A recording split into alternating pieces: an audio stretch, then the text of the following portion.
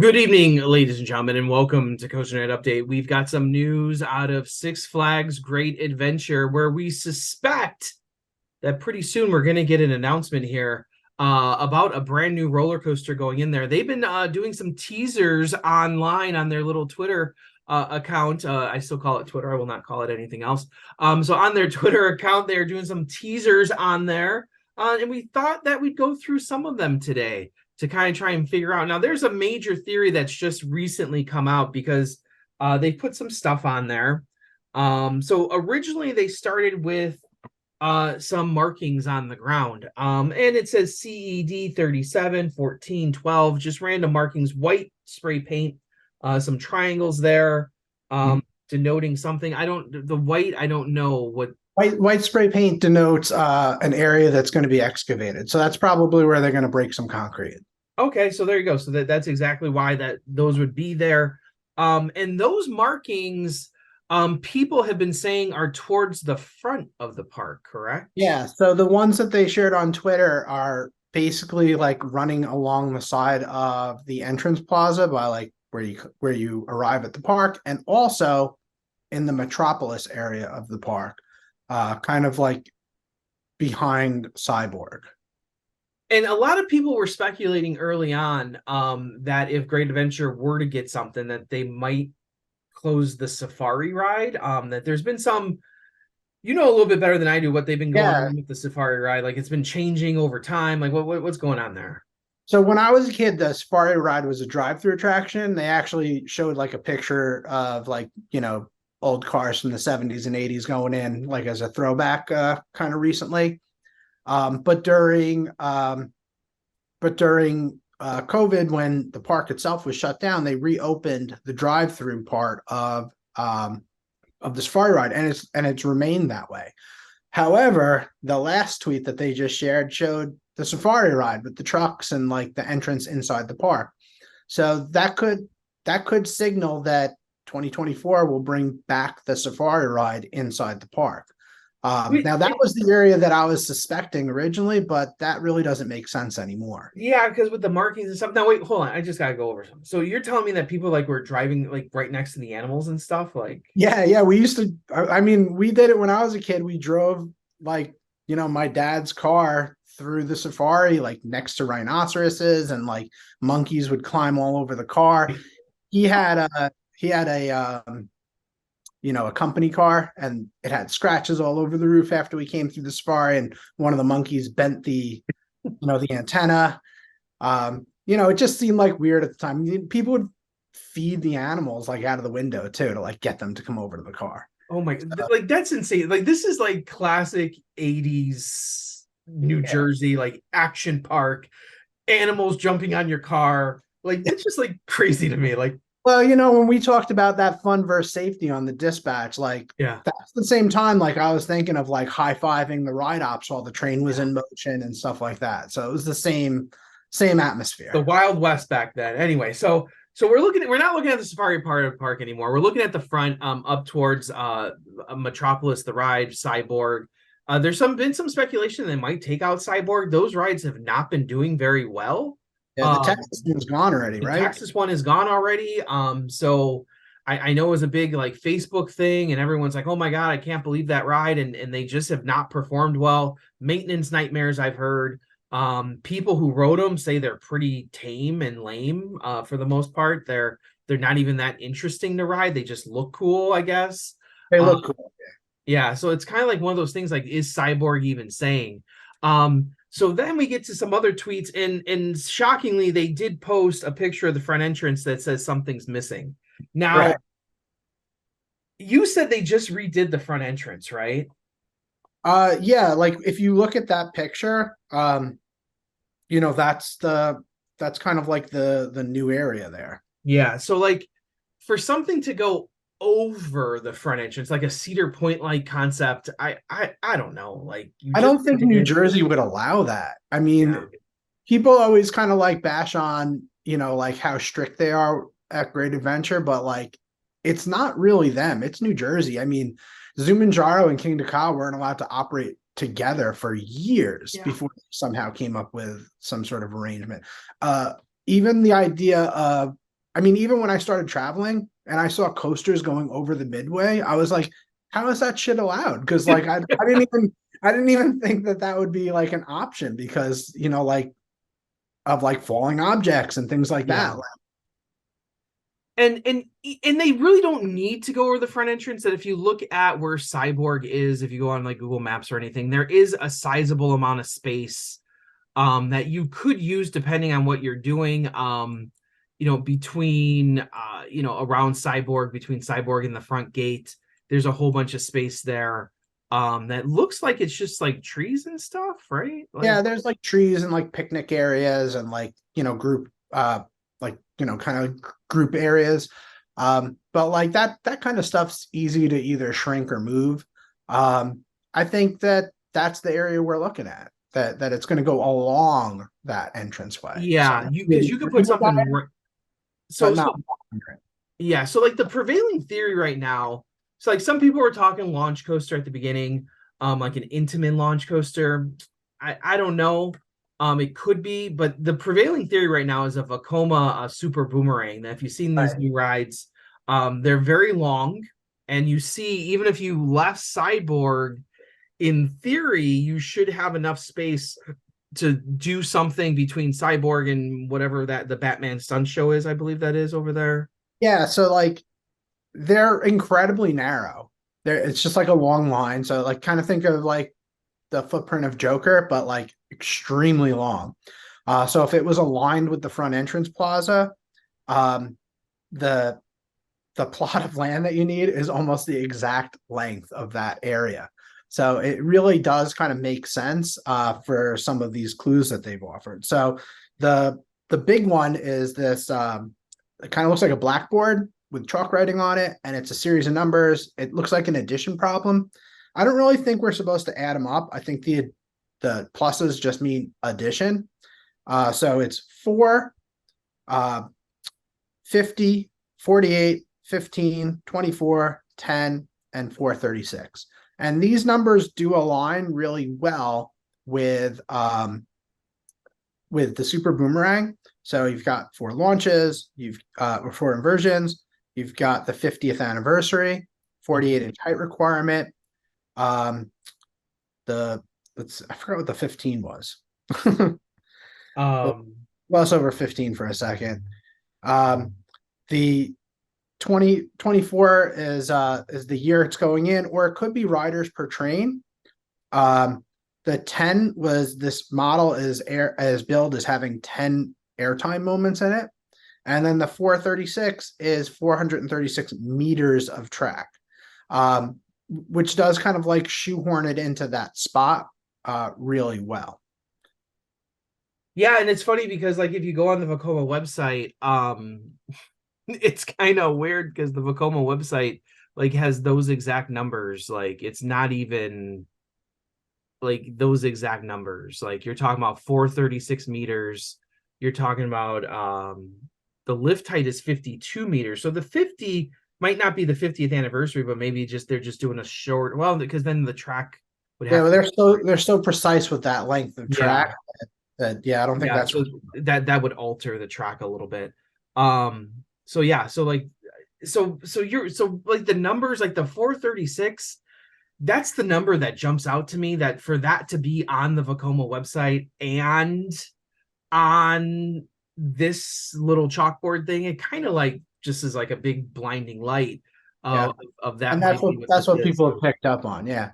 Now the 436, you had an interesting idea too, which So yeah, before I got clued into this whole Vekoma boomerang thing, I was just trying to make sense of like the 4 could have been launches, it could have been inversions, it could have been a few different things, and um, the 436, like to me, never made sense as a number because it doesn't make sense for height, um, unless it's speed and they're really going for the record. But well, I don't think it's that either.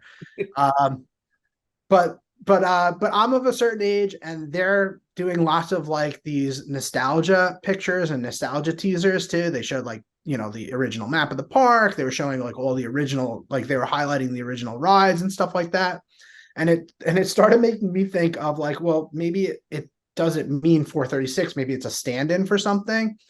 And I remember when we used to have pagers before cell phones that Wow. people would come up with these little codes, and it would signify a word, or not a word, a phrase. So like my aunt, her email address, because she couldn't have her name, she added the code 143 on it, which means I love you. One for I, because it's one letter, love is 4 letters, and then you is 3 letters. And like those kind of codes were pretty common.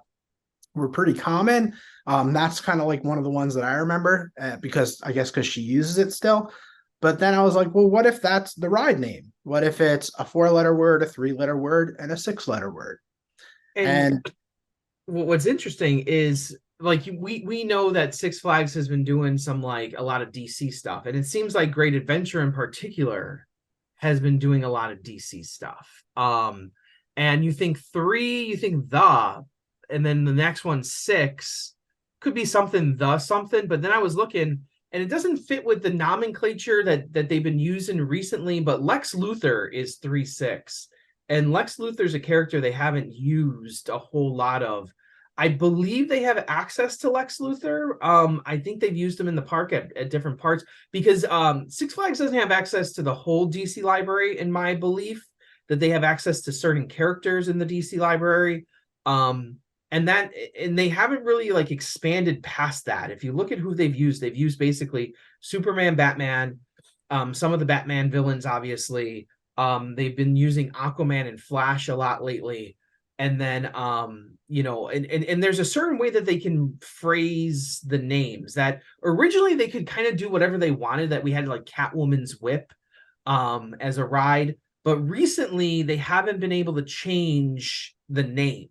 So the name can't add letters to it anymore. So previously you could do that, but now if you looked at like the Texas flat ride packages, it was always like Riddler Revenge and no S on it anymore. That they actually changed, I think, over Georgia to Riddler Revenge, right? They got rid of the S, I believe. I don't know. It's also confusing sometimes. It's also confusing. I know one of them did it because I know there's the flat ride, because it's once again the Batman issue. So I don't know what ones does what. But I know when they had the Riddler, the Max Air type ride, I forgot what it was called. I think that was Riddler down in Texas, and it was called Riddler Revenge. So you had to drop the S. So I know my wife is a real stickler for grammar, and when she saw that at New England, it jumped out at her. yeah, and it's because of the rules they have with DC. So Lex Luthor kind of makes sense, but I don't know if they can put something in front of Lex Luthor, and that's what it would have to be. So, but Lex Luthor is a character that they haven't really used a whole lot of. And to do a big major ride for him might be kind of cool. With purple and green, I would just imagine the color scheme would be. And up at the front of the park, they have Superman, they got Green Lantern up there, but can you see Green Lantern from the front entrance? Yeah, it kind of blends. It's weird because Green Lantern and King Ka are kind of like visually next to each other, so you see the green and the green. So it looks a little confusing when you're far away, like you don't know what the park is. Yeah.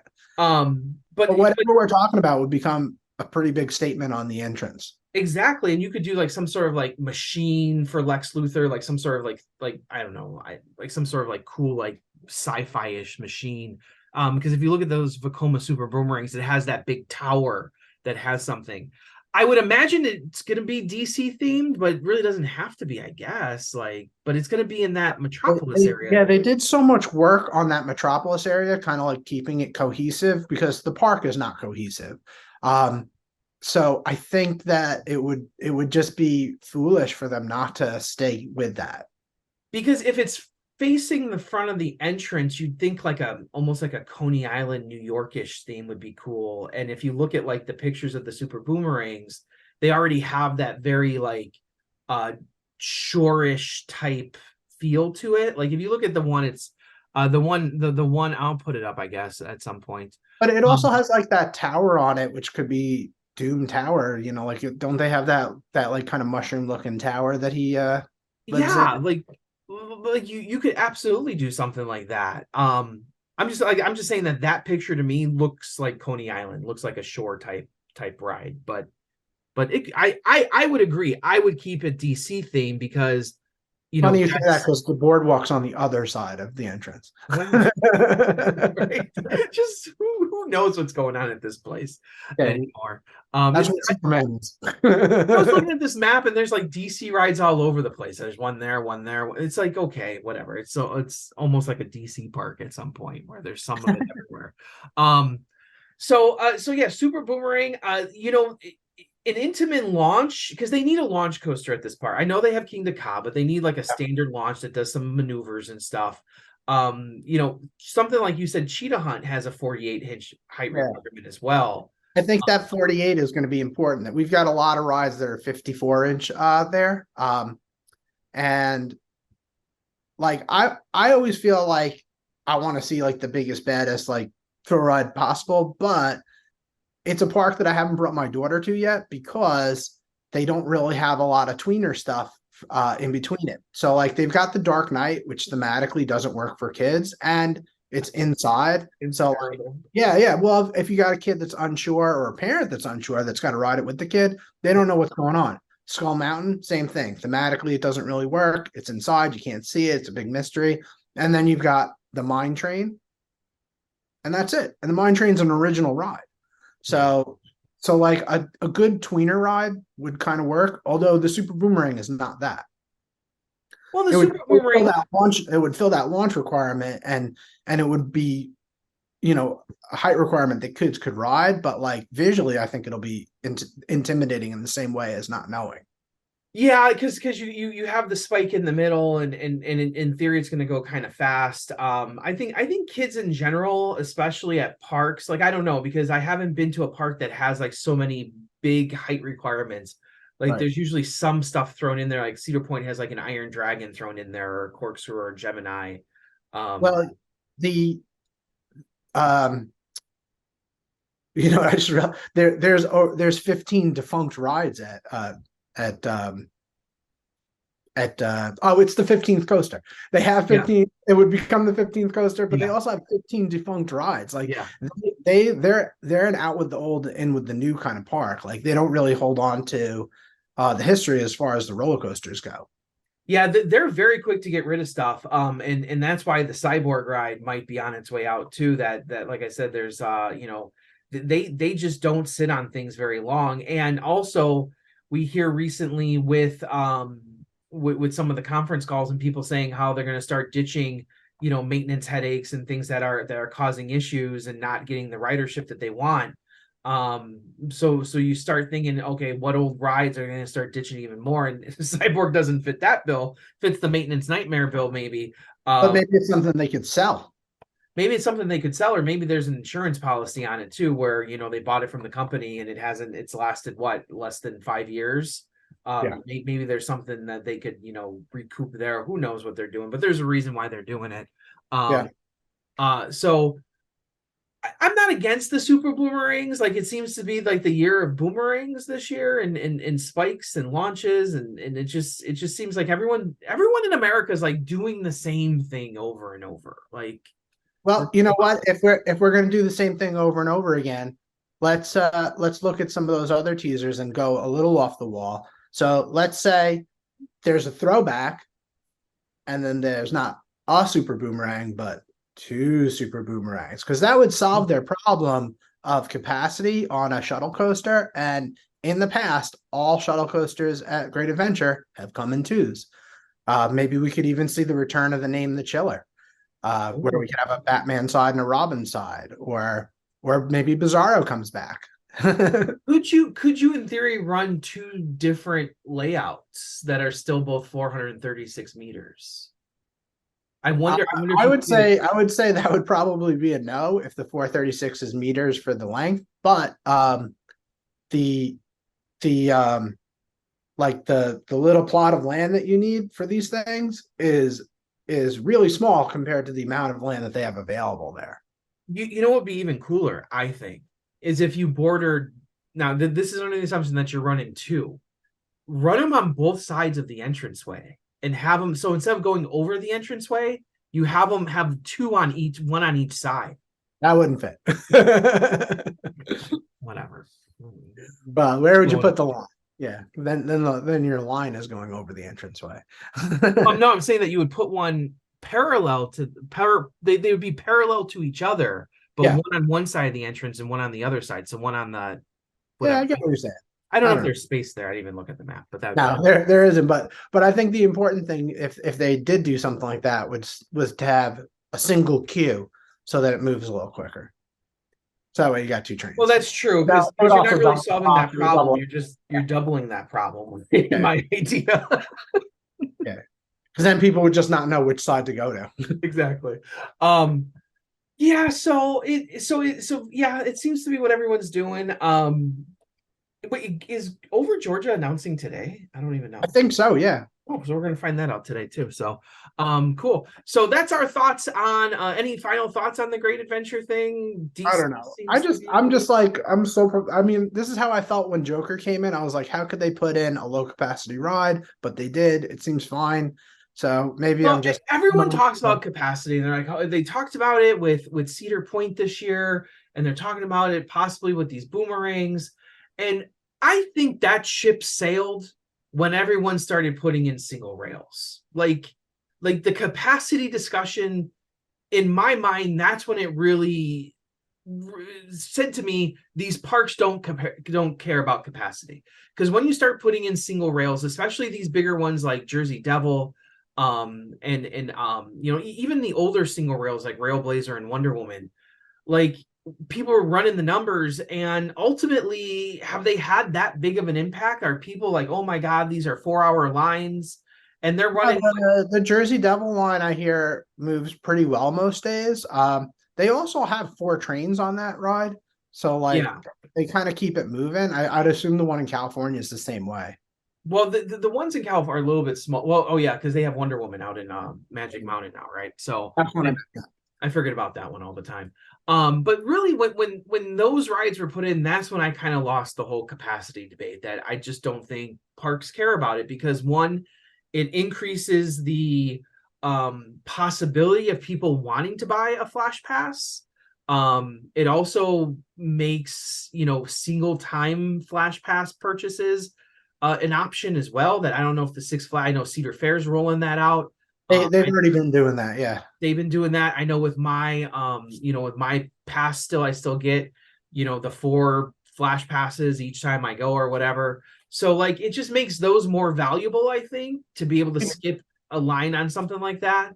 And I just don't think the parks care anymore. I don't think it even factors in to their decision making of how many people we can get per hour on this ride. It's because if they did care about that, they would also care about not having 4 minute dispatches like on Iron Gwazi at Busch Gardens, Tampa. Like that's where you fix capacity. You fix capacity with actually dispatching trains on time and having workers that work quickly and efficiently and safely. And that's how you fix capacity. That yeah, you can have. I'm assuming there's going to be some sort of table or something to run 2 trains on this. You're not going to run 1 train on it. Or It's possible, but the one there's only one that exists right now, and it does not have that. oh, it has 1 train. Oh my god, that's terrible. Oh my god. But Oh even if it did have two trains, like it's only making it easier to hit yeah, that um, the interval. that interval, yeah, because it doesn't really because it still has to take time to either turn or slide or do whatever it is. So like there's still like a little, you know, downtime in between each launch. Well, hopefully it has 2 trains. Because if it doesn't have 2 trains, then yeah, that's not a fun experience in any sense of the word. That's not a fun line to be in. Yeah. When I rode Iron Gwazi, I thought they were running 1 train. That's how slow it was moving, and it wasn't running 1 train. So they were running 2. Oh my god, it's awful. Anyway, so we'll have some more announcements coming up. So hopefully we'll see what Great Adventure's doing here. We'll see what Over George is doing, and then RMC's teasing stuff. I don't even know what's RMC's doing. Like I they're don't I got to assume that it's kind of like when Gerschlauer was teasing that it's going to be somewhere where a park that does not have a PR department. I was thinking maybe like Silverwood or Adventureland or something like that. I that's don't what know. I'm thinking too. Yeah, something like that. Maybe Lost Island. Who knows? Maybe I don't know. It's got to have trees and mountains though. It's gotta have So trees and mountains. So Silverwood kind of like not my Adventureland, but your Adventureland. yeah, yeah, okay. So anyway, thank you for joining us here. I'm of course Andrew Barchek from Chicago, Illinois. And I'm Jeff Goodman from Long Island, New York. Right on, Ride Warriors. See you later.